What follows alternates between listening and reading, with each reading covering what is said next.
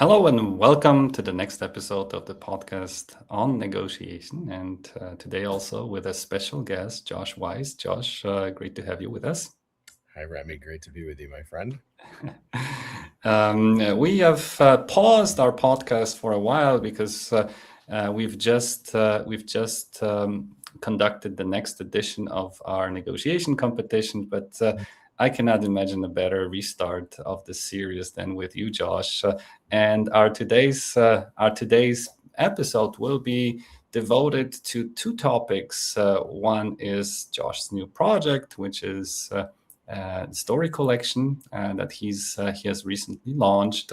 You guys will find out more about it very soon, as well as his old project, but with new ideas, Abraham Path.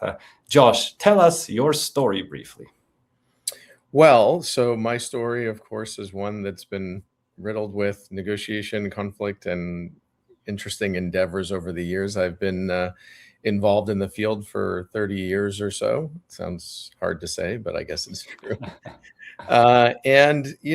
It's really interesting because the more that I've been doing this work, the more I continue to find myself drifting back into the notion of storytelling. And I think when we look back at our lives, we realize how important stories have been to us and the universal phenomenon of stories, that everybody understands them and people use them all the time. And I've always just sort of found it fascinating because it seems like stories are one of the best ways to connect with other people. The minute you start to tell a story, people's demeanor changes. And so I keep trying to think, well, how can we utilize stories in a way that helps people to understand what effective negotiation looks like? But also, I think there's a lot of stories out there that aren't told and haven't been told so far. And I think that's actually what I really want to try to get out with this new project. Before we continue with the stories, last time we spoke, you launched your latest book, and I wanted to ask whether you're planning or maybe have already sent it to JD Vance. It's on failure in negotiation, by the way, guys. And just in case you didn't get the joke. Right. Well, I think I haven't been asked for my advice by the administration. But I think if I had been asked, I would have said, I would try to give yourselves a little more time to see if you can work through something. A day seemed woefully inadequate. And I realized that there's other efforts and other kinds of things that have been going on here. But, this, and this very well, these kinds of negotiations require a tremendous amount of time and effort and resilience and persistence and working the details and the challenges that are found within. And I think that, I don't know what the administration has in mind in terms of all of this. There's clearly pressure behind it, but from what I can gather, the negotiations didn't go back and forth in a lot of different ways. I think there were sort of demands made and that fell by the wayside pretty quickly. So I think if they're looking to get back to the table, then maybe they should read your book. Yeah, I think so. Okay, so there is a chance for peace, you think, in the Middle East? Well, listen, there's always a chance. It's certainly gotten more complicated. The one thing I do know is that the Middle East will be different at the end of the day here. How different and in what ways?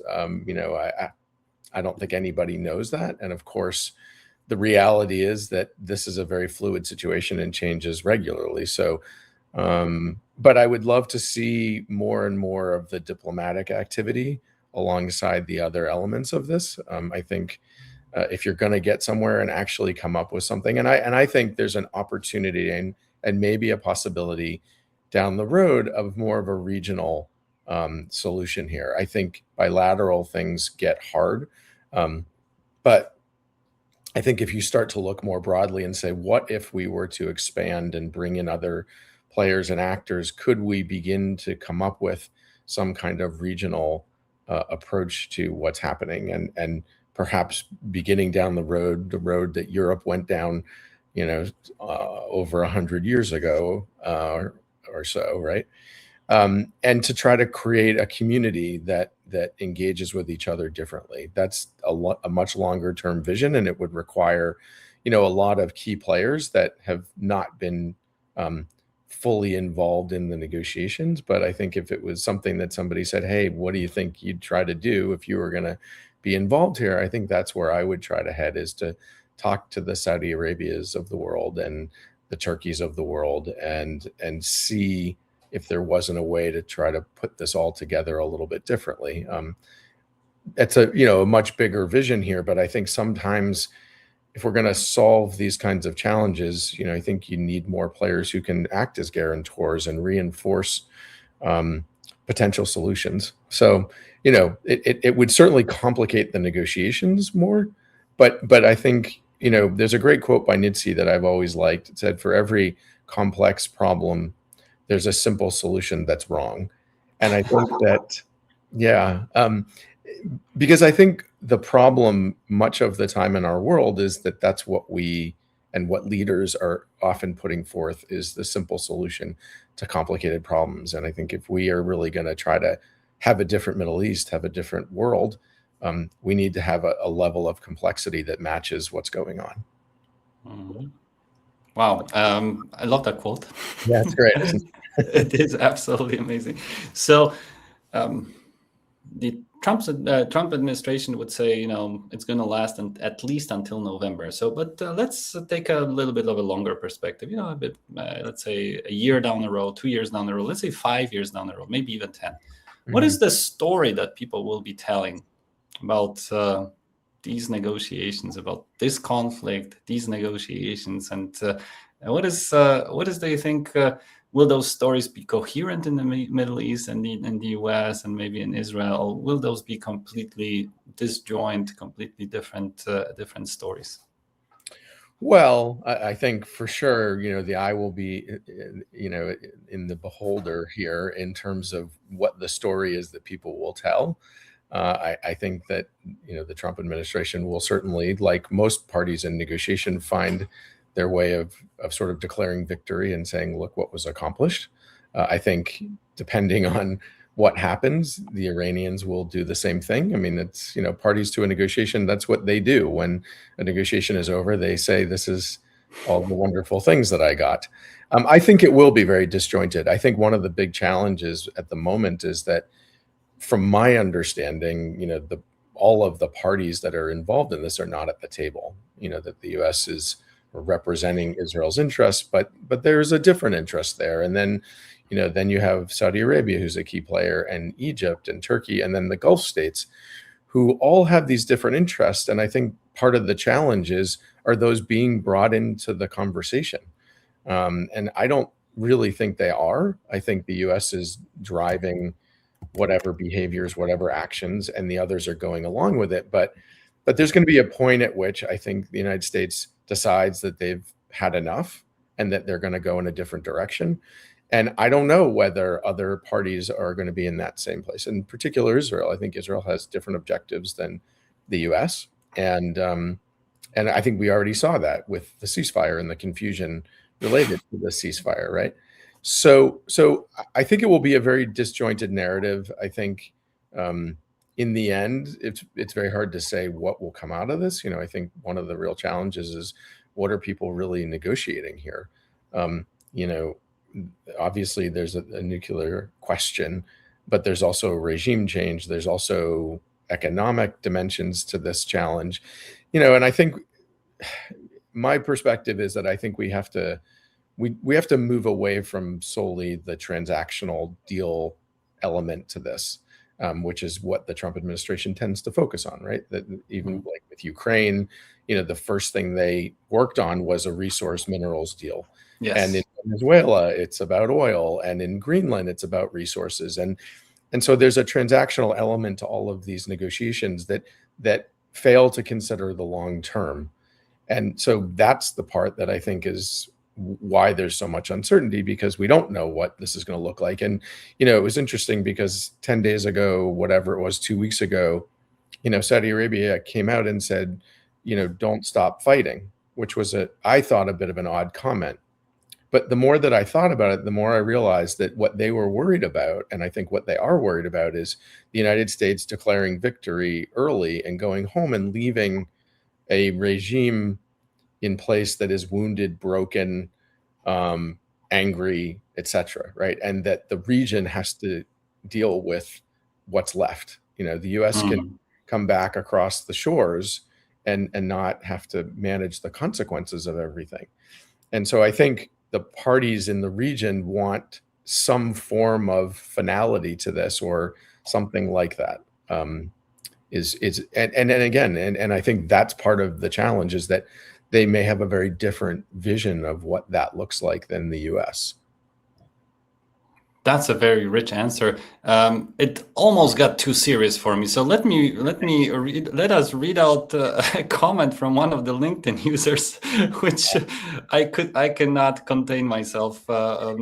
Someone wrote, "I'm sorry we cannot see the names here on our streaming platform. Guys, I see twin effect watching you." I hope it's not only visual resemblance, but also some similarities in the field. But being compared to someone like you, Josh, to me, it's a great honor. Oh, well, likewise. Thank you so much. And by the way, if someone would like to send a surprise present to Donald Trump or J.D. Vance, especially J.D. Vance, because Donald Trump has wrote his own book. This is the link, and Giuseppe has kindly shared a link in the comments to Josh's last book on. That might not be the last one, but one of your books. The last one is.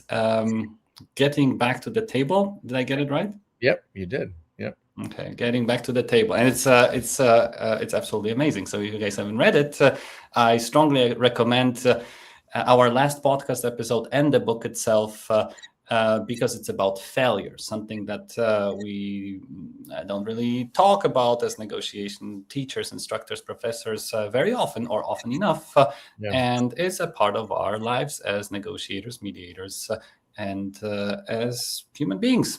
But let's come back to the stories. Yep. By the way, Remy, just on that, it's been very interesting, because as I've done talks and webinars and whatever it is on the book, what's been fascinating is the stories that people have been willing to share about their failures and about the setbacks. And one person said to me, I feel kind of liberated being asked about my failures, because I've never talked about them. They've always been shoved in a corner, and in a manner that I didn't want to look at them because it felt humiliating. And there was an element of that, and saying, maybe we should pull those out and look at them without shame. I was on with my friend Kwame Christian, who I have a tremendous amount of respect for, and he's a great guy. And at the end of the interview, he said, I think what you're really trying to do with this book is you're trying to separate shame from failure. And it was a really interesting observation. I don't know if I fully intended that, but I think that if in fact people can take that away from the book, or even the conversation around the book, that, hey, we all know that we don't succeed every time, that we have setbacks and we have failures. I mean, look at, the category of peace processes, speaking about the US and Iran, right? I mean, the vast majority of peace processes fail over and over again. Absolutely until eventually, they build on each other, there's learning, et cetera, and then there's a success, right? Any difficult endeavor in life, that's what it looks like. And we all know that. And I think the more we can embrace it and just say, let's talk about these things, because I will tell you, it's fascinating that people have said to me, I carry around those failures with me in an unhelpful way. And now I'm beginning to see them more as helpful. And that's great. I'm really happy that people are coming away from reading the book or hearing conversations about that with that orientation toward failure. That's amazing. I think there's a lot that we can learn from entrepreneurship and innovation management, Yeah. where it's widely known that entrepreneurial attempts or projects or startups, as Mhm. well as innovation projects, fail in about 80 to 90%. Yeah. Yeah. Yes, and Right. only recently, only a few years ago, the communities have started organizing something which is called, I don't know if I can say this here, but fuck up nights, where people would walk up on the stage and say, not stories, great stories of their successes, but which certainly all of us also probably have, Yeah. but also admit their failures, admit their mistakes, and what they've learned from those failures, so that others don't step in their shoes, right? Yeah. And this Right. is it brings me back to the topic of stories. Be it failure or success. I remember reading a book from Yuval Harari, where his hypothesis was that language and storytelling or stories was what enabled developmental acceleration in the over centuries in mankind. And I Yes. was wondering, Josh, if you could share a little bit of the idea that you have that you've mentioned to me recently about your negotiation story database or collection. Yeah, so the project is really called the Negotiation Stories Project, and quite simple, quite straightforward. Um, the idea is that I'm pretty convinced that there's lots of people out there who have these stories, like we all do, of successes and failures and interesting twists and turns and negotiations, and I'm trying to encourage people to share them um, in a in what I hope is a very sort of how can I put it? um, in a welcoming kind of way. That so the site, if folks are interested in this, the site is negotiationstories.net, and the idea is to kind of put out a welcome call to the globe and the negotiation world and community to say, hey, we all learn a lot from stories, and we all have those stories in our toolkit, and we draw on them. The best public speakers are always talking and leading with stories and good anecdotes and things like that. And so I thought, well, what if we were to create a place where people could just come and simply share stories without a huge lift? I'm not asking people to write pages and pages of about their stories, but to share the essence of it and what did they learn.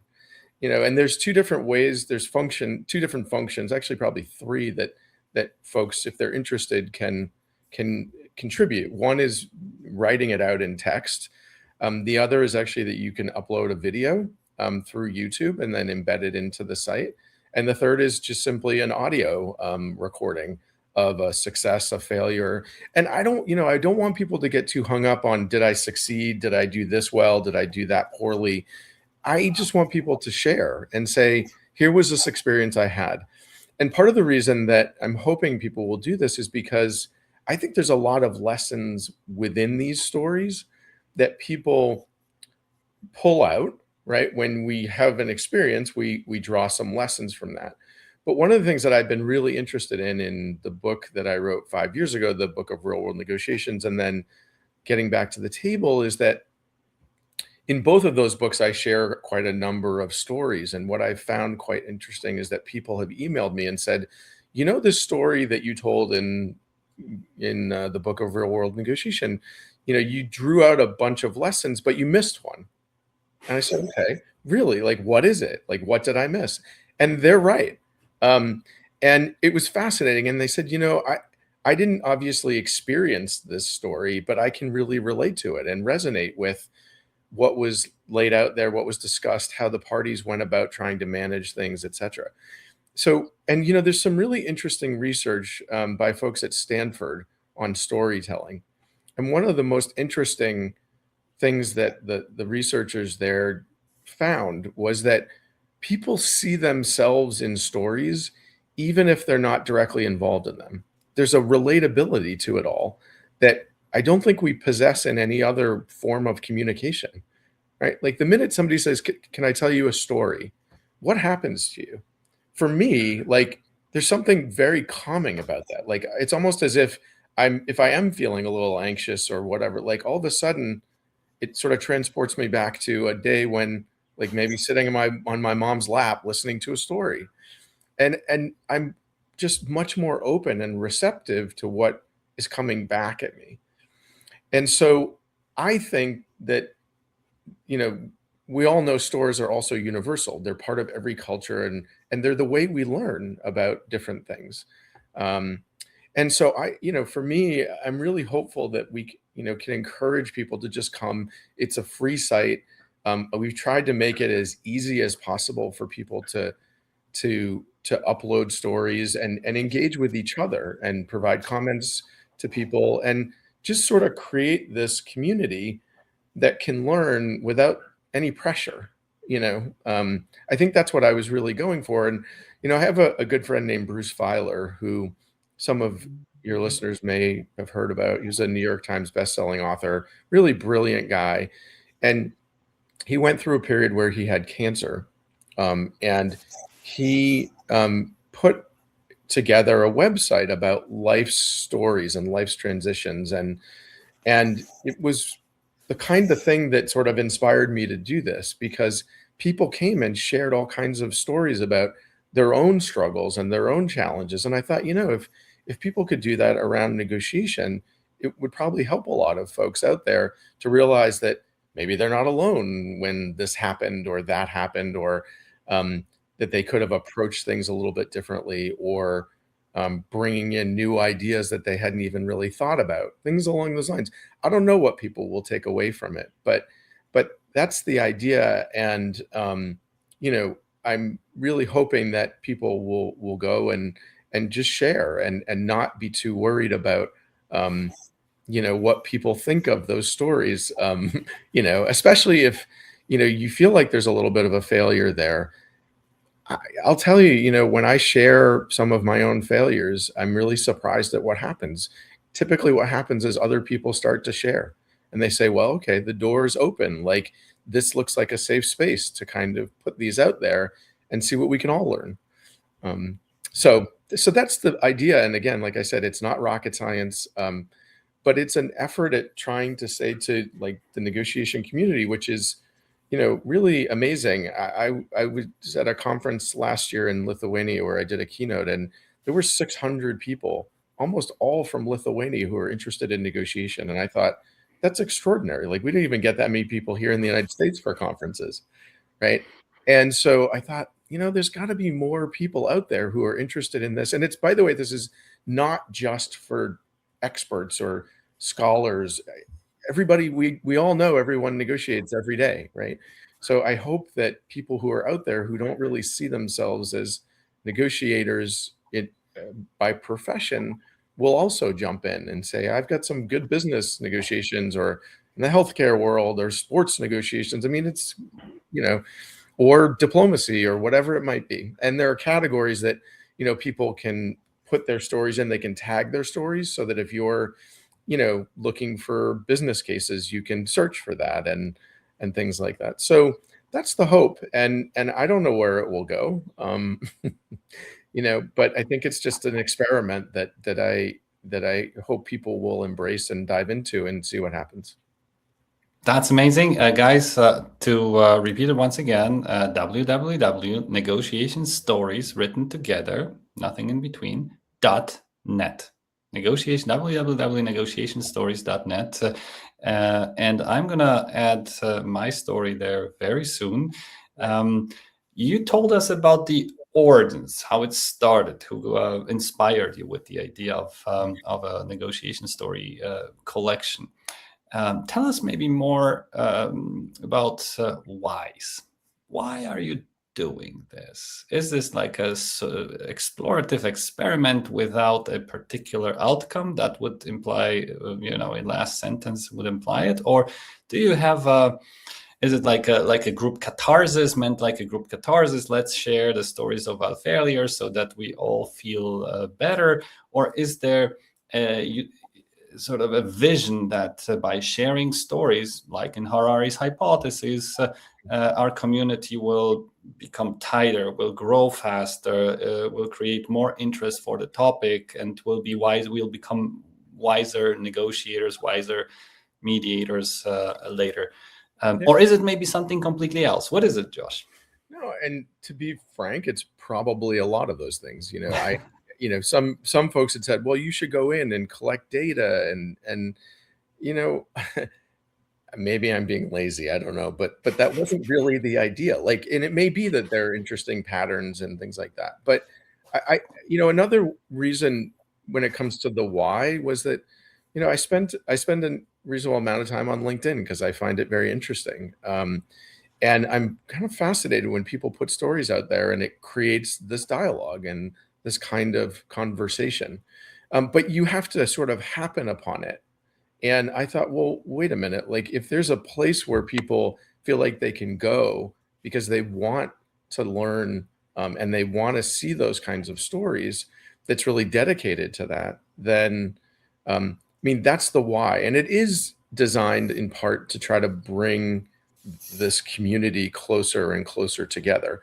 I've been really surprised and wonderfully surprised by how many contacts and folks that I've connected with in Europe as a result of being on LinkedIn and sharing ideas and things like that. And I find it really fascinating. And when people jump in with their thoughts and their ideas, and so moving it out of a specific social media kind of context and more into saying to the global negotiation community, let's see what's out there. Let's see what, and what can we do with this, and it may be that there are, inspiring stories that can be shared. And I will say the other reason why I wanted to do this is that I still feel like there are a lot of people out there who don't really understand what effective negotiation looks like. I think those of us who work on it and study it, right, we see that.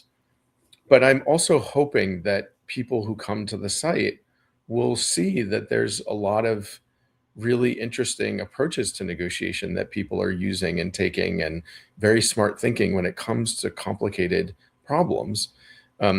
And so I'm hoping that people will begin to also get a different view of negotiation, especially for people who, they don't work in it the way that we do, but they recognize they negotiate and they maybe want to learn a little bit differently. There are a lot of people who have said to me when I've shared this idea with them, I'd really love to kind of come and lurk for a while and just see what people are saying before I dive in. But I'm curious to see, the kinds of stories that people are going to share. And, I will say also that another reason where this came from, when I first started working at the program on negotiation, I was blessed really to be able to go to a number of different events related to negotiation. And I was always struck by the conversations that people had, which were largely story-based. And I was just fascinated by that and how negotiations in and of themselves are very dramatic occurrences. There's an arc that to negotiations that is fascinating. And I feel like the rest of the world doesn't understand it the way we do. And that doesn't mean, that we have some special insight. It just means that we work in this world so closely that we can see how interesting it is and how many nuances there are and how much complexity goes into this. And to try to give that perspective to the broader world. I feel like if people understood how interesting negotiations really are, they would be far more sort of willing to give them more of a chance than I feel like happens as we've seen recently, That sounds inspiring, Josh. And now I'm thinking about your first story that you would add to the database, or maybe you have already added. When you thought about this sort of new idea, new concept, negotiation story collection or our conflict story collection, what was the first initial thought when it comes to your experience, your personal story that you were tempted, or maybe you already have added to your collection? Well, Honestly, I did add a story, one from my book, that people really seem to resonate with, around a guy named Oliver who, his emotions got the better of him. And essentially, what happened was I was working with a team of people who were going to be negotiating with this gentleman, and he came in. It was supposed to be a proposed merger, and he came in and was very bull in a china shop kind of approach to negotiation, and got frustrated and angry. And the team that I was working with didn't give in to his excessive demands, and he essentially tried to storm out of the room and stormed into a walk-in closet, and stayed in the closet because he was too embarrassed to come out. And it, it's really a story about how if you don't manage your emotions, and if you don't, um, you know, attempt to see the other as a partner and not somebody that you can bully into negotiating in the way that you want, there's a lesson there. I mean, that was the first one that came to mind because a lot of people have said that they've had some kind of an experience that was sort of similar to that. But there'll be more, and many of them will be about my own failures, because I do think that for me, like, I'd like to sort of almost see the site become, what is now called sort of psychologically safe place to be, a place where people can say and share. It's interesting. I've been involved in a number of projects working with companies and organizations, and we've set up databases to learn about examples and situations. And they've actually been pulled back by the company because the companies were worried. There were two different ones that I worked with, because they were very worried that there might be some legal ramifications due to the failures. So, for me, that's why pulling it out, making it sort of this independent place where people can come. And by the way, when people post, I mean, feel free not to share details. If there are, things that are there that you think, oh, I'd love to share this story, but if I do, it would be too compromising. Change the details, change the name. What's important is the lessons.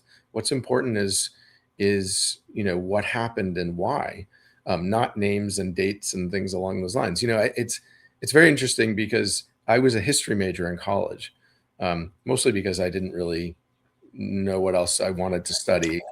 It was actually quite interesting because I initially wanted to become a psychology major, but I went to my advisor and they said, you don't want to be a psychology major because you have to go into graduate school, and I don't see that in your future. So that was probably some bad advice that I got. But history is about storytelling, good history. And this is actually a big problem here in the United States. Because when we teach people about history, we teach about dates and facts, and this war started then, and yada, yada, yada. Like, it's not interesting because we've gotten away from storytelling. And that's what history is storytelling at its best. And I actually, I'm in the process of working with a company, and we'll see where it all goes. But to actually do some recordings on the history of negotiation, different cases and contexts and things like that. So I'm hoping that will go forward. But that is in and of itself, the essence of that project is about telling the stories of history and the negotiations behind the history, that shaped and molded what was going on, because those kinds of things don't really get discussed. And the first case that I've been working on is on the Cuban Missile Crisis. And most people, of course, know about the Cuban Missile Crisis, but they don't know about all the negotiations that kept it from escalating out of control, and the learning that Kennedy did prior to that crisis from his own mistakes, right? The Bay of Pigs and Operation Mongoose were two scenarios of trying to overthrow Castro. And he learned that there wasn't a military solution there, that there had to be a different way to do this.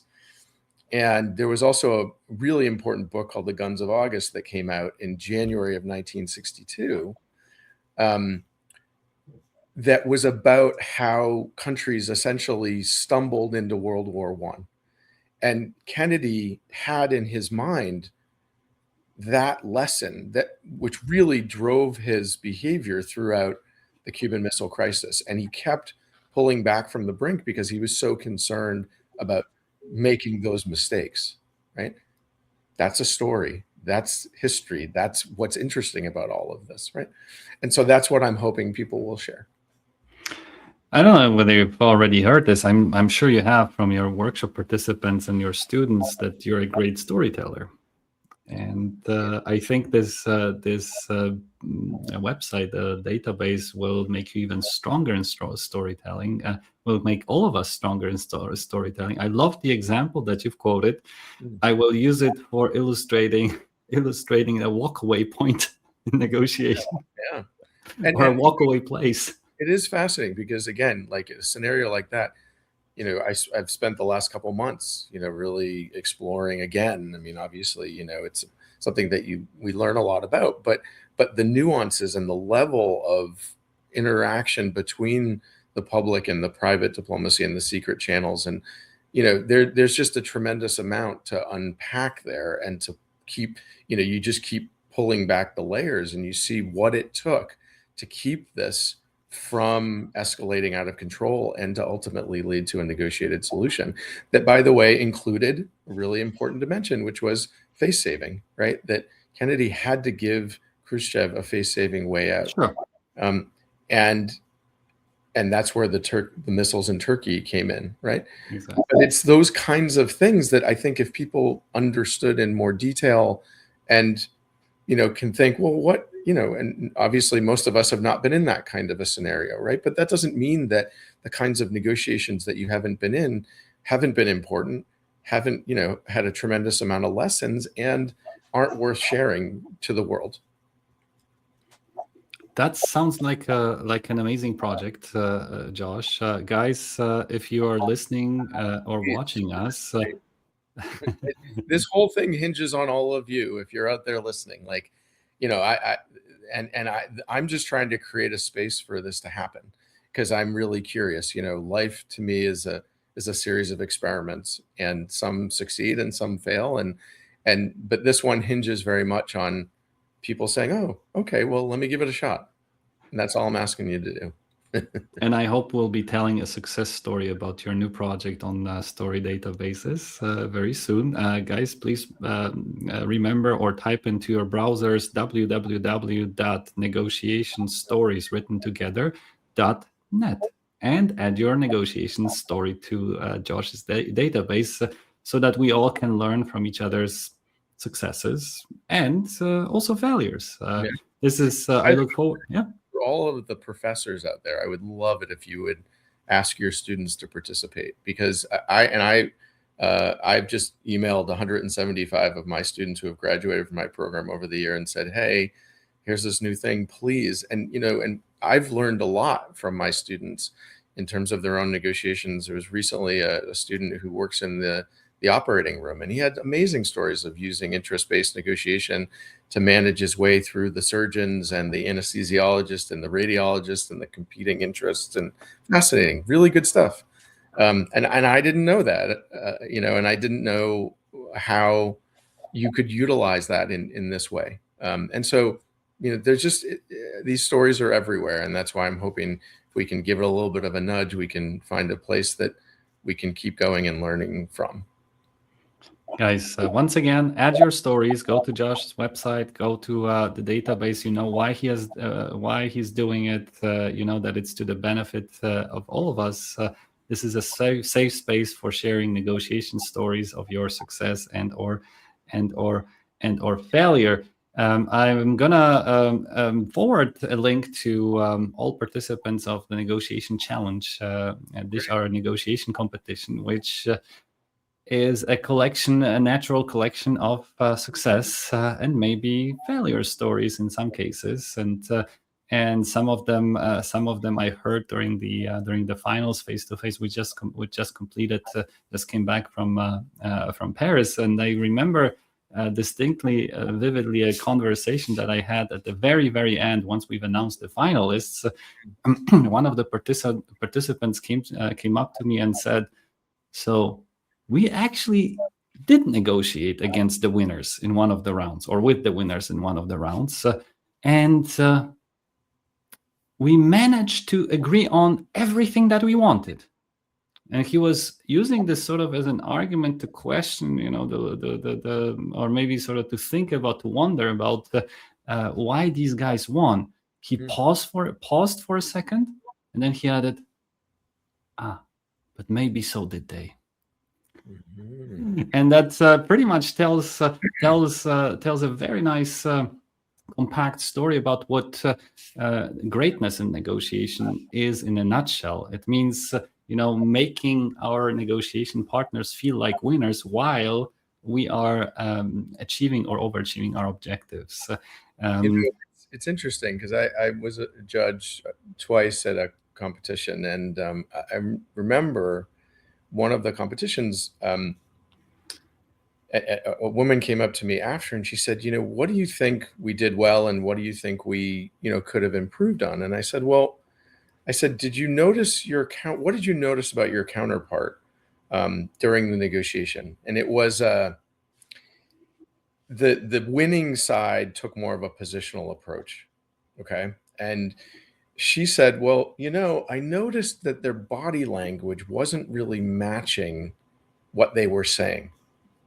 And I said, that's a very interesting observation. What did you do about it? And she said, I think that was the problem, is I didn't do anything. I pushed past it because I didn't want to maybe confront it or push in a certain direction. And so I denied what I was seeing. And I said, that's some really good insight. And she said, I will not do that again. Because he was clearly telling me through his actions, not his words, but his actions, that something wasn't lining up, right? That there was a little bit of manipulation that was happening. And she said, I didn't listen to myself when I should have. Right? And that's a great conclusion of another great story. Yes. So speaking of stories and your stories, Josh, a huge chunk of your life you've devoted to developing or co-developing the Abraham Path. Why don't you tell us the story behind that initiative?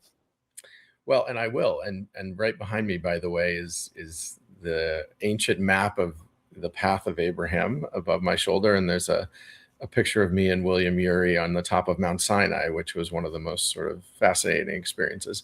So in 2003, so I had been working with William beginning in 1996. And in 2003, well, I finished my PhD and then we were working together at the Global Negotiation Initiative at Harvard.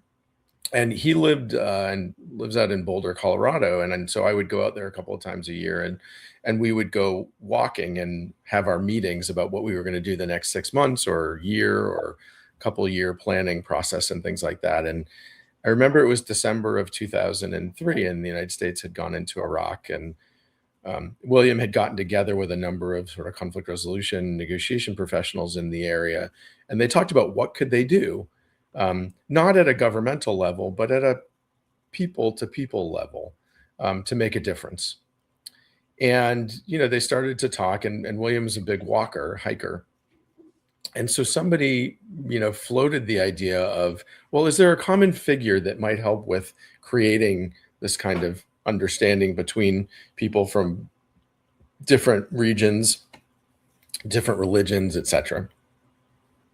And of course, Abraham came up. And so people said, okay, Abraham. So what do we do with Abraham?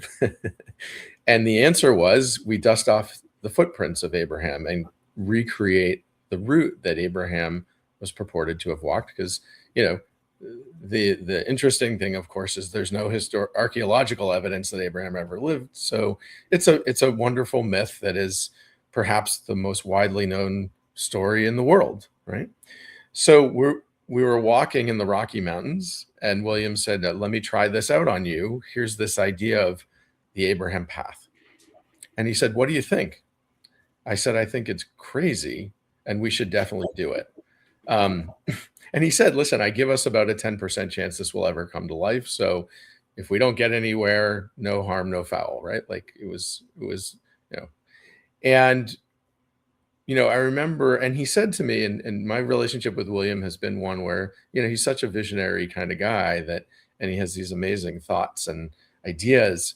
And I've always been pretty pragmatic in my view of the world and my approach to things, and et cetera. So for him, I was sort of one of those people who was going to be at the heart of trying to make this come to life very practically.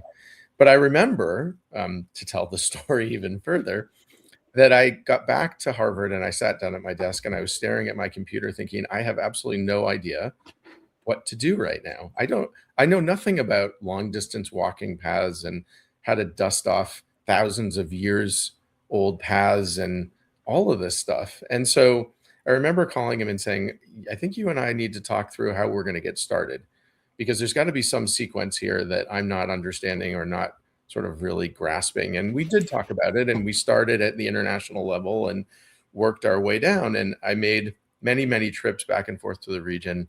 We got UN, a number of UN entities and others on board. And then we went to the national governments and, said to them, look, here's the idea. Like, we want to engage the local communities. We want them to be the hosts of this path, and that we want to help bring people from around the world to come and learn about this region and the people and the culture and the history here. And, but the challenge, of course, like with a lot of the governments in the Middle East, was, there was distrust, right? We were talking about a project that, because the path generally followed certain places, it was going to include countries that didn't have any diplomatic relations with each other. So how do you manage that? Right? Well, part of the way in which we managed that was to say to each of the places, look, we're just asking you to work on your part of the path. What happens after that is anybody's guess, right? We're not asking you to collaborate with anybody. If you feel like it's in your own interest to do that, fine, right? But the other thing that we said to the governments was, please let this be a civil society project. Please don't get involved. Like, give us your blessing. And we knew that we needed letters from, say, the Ministry of Tourism, because otherwise people would say, we don't believe you, et cetera, right? So there was an endless series of negotiations that were required. So we started there, and then we kept making our way down to the regional municipalities and mayors of core cities, and then down to the towns and villages. And I remember, we would chart out where the path would go. And then we would go to villages of 50, 100, 200, 500 people. And we would sit down with them, and they would give us goat's yogurt, which was unpasteurized. And I would get sick every time. And I knew I was going to get sick every time, but I had to do it because it would have been a sign of disrespect if I didn't. And we would talk to them about this, and they would say to us, why would anybody want to come here? Like, we live in a small village in a very remote place. And when we said, people want to understand your way of life and why you do certain things, and why, for example, the notion of hospitality is so important to you. And they said, they do. And we said, yeah, we think so.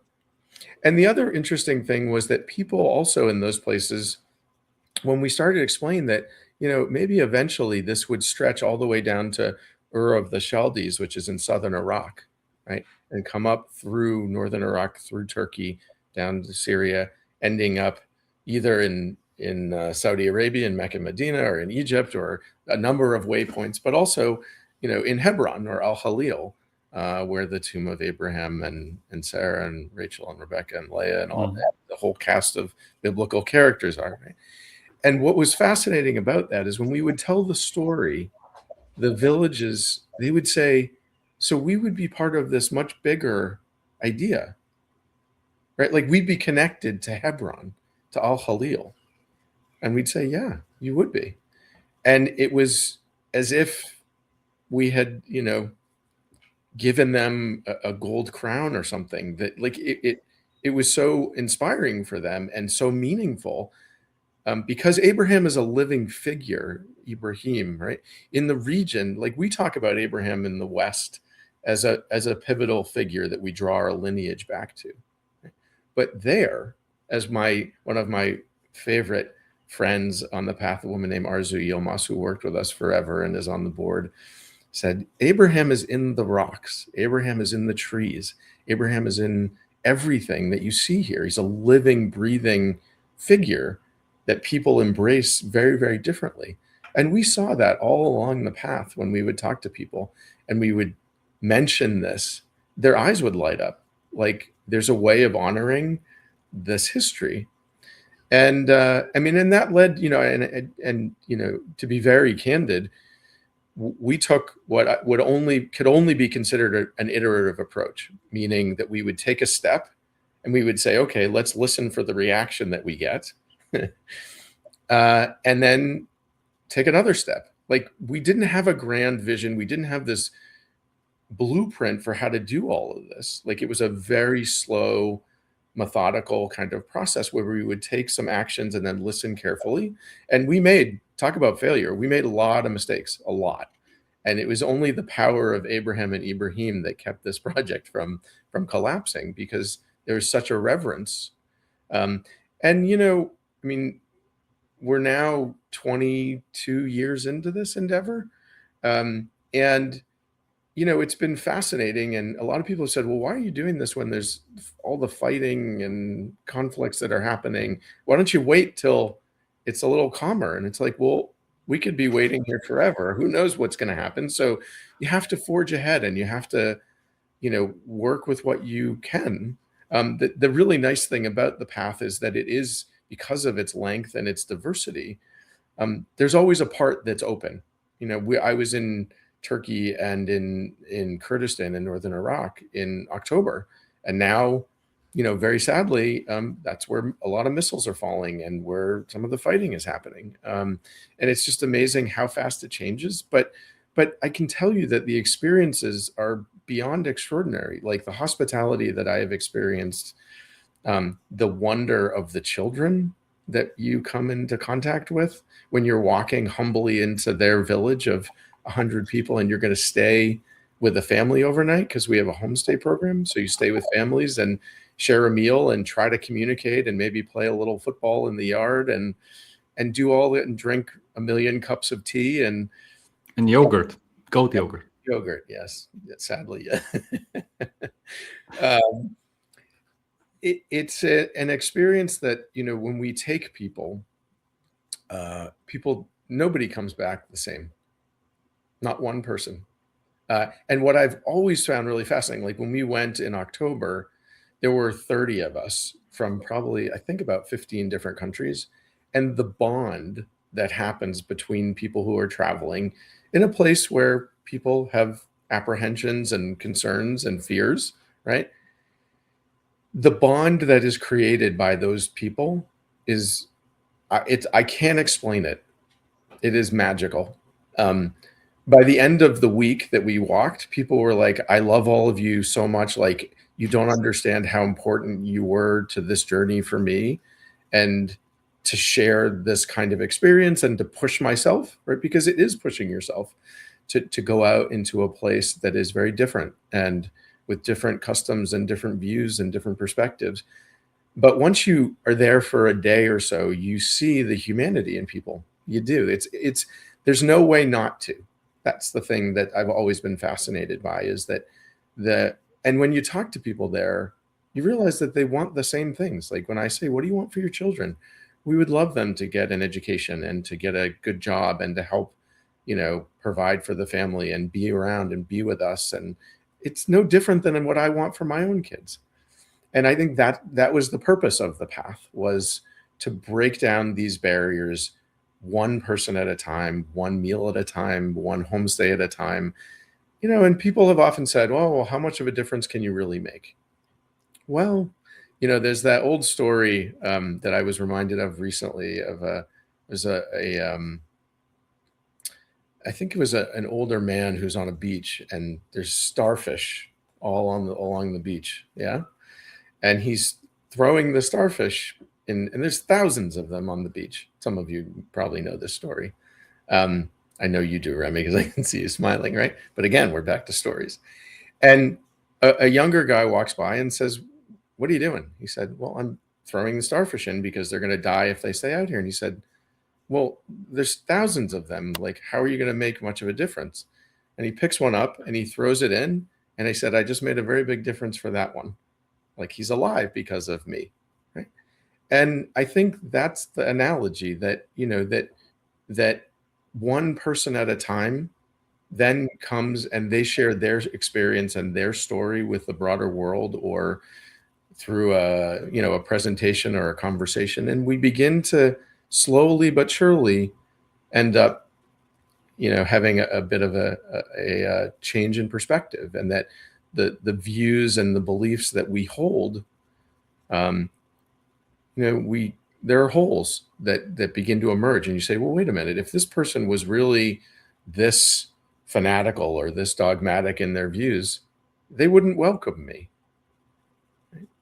And so it forces you to revisit your view of the people, the place, etc. And by the way, like, to be very candid, of course, I understand there's another reality. There's the reality we see on TV every day, but there's also another reality that exists on the ground in with the people and the hearts and minds and the everyday existence of people.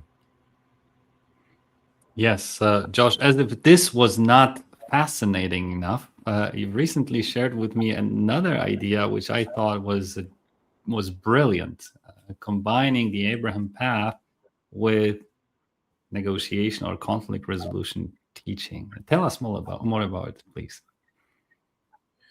Well, I'm always interested in trying to me, the path is like a vehicle for lots of interesting possibilities, right? One is that connection. And we've also had, recently some of my colleagues have taken conflicting parties out on the path. So we recently had Arabs and Kurds who walked together, who had been on opposite sides of the conflict, and, gained some incredibly valuable understanding of each other that didn't exist.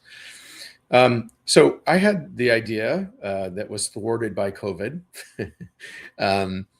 about 5 or 6 years ago to actually do a negotiation course on the Abraham path.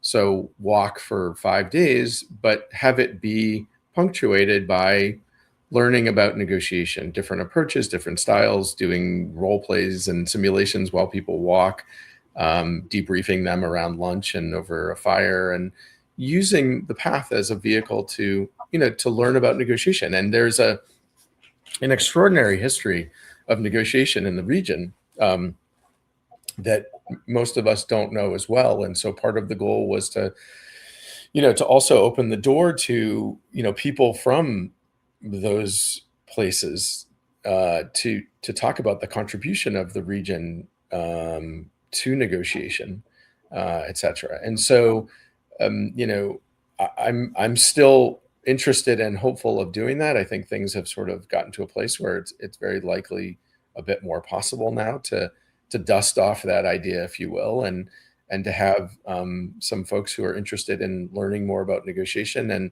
and taking a walk to do it, to potentially do that. So I would certainly open it up to folks and say, if anyone is interested, Remy and I have talked about the possibility of doing this together, which I think would be an absolute blast and would really enjoy doing it. And if we can get enough folks to come, usually we try to keep groups to anywhere from 10 to 20, because if you show up in a village of 100 people, right, that's you're increasing the numbers pretty significantly. But if people are interested, I think he and I are both game to put on a trip and see where it goes. It's absolutely amazing. So guys, please tell us what you think. In addition to learning more about that part of the world, and maybe also looking at the reality from a different perspective than what the cameras are showing to us every day, you would have a chance. To work on your negotiation skills, and we're also thinking about injecting some leadership components to it, yes, based on Abraham and other leaders from the region, so that we could potentially also combine regionally sensitive, but at the same time universal set of lessons that we can share while walking together on the Abraham path. So guys, tell us what you think about it. Please let us know in the comments whether you think it's a completely ridiculous idea, you would never go there, maybe, or I don't know, maybe it's something that you would consider, or maybe you're super enthusiastic and are already Googling for the link where to sign up. Yeah? So let us know what you think. Well, and for people who have not heard about the Abraham Path, they can go to www.abrahampath.org, and there's a lot of wonderful information there as well. I mean, all I can tell you is I've spent the better part of 20 years going back and forth, and I'm still here. So if you do have some fears and concerns and worries, it's perfectly reasonable and perfectly normal. And life is about challenging yourself and pushing into those fears and seeing what happens. And as I said before, those people who have challenged themselves and decided to go and give it a shot and see how it goes, they're never disappointed. And, we obviously do our best to take good care of you. We have longstanding partners on the ground in the region who know the situation really well. And we, rely heavily on them to let us know, hey, it's okay to come now, or we should pause and, and give it a little space. But we have some trips in the making that are going to be coming up in the next year or so.